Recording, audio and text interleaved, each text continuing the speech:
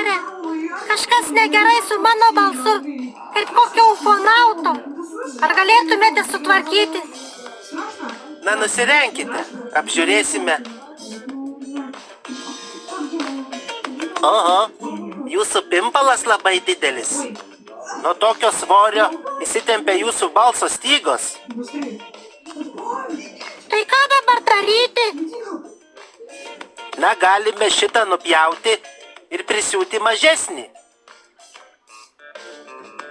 Gerai, daktare, taip ir padarykite.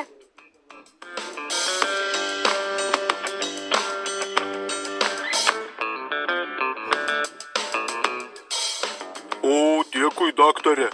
Dabar balsas žymiai geresnis. Labai gerai. Ateikite po mėnesio, pažiūrėsime, ar viskas tvarkoje.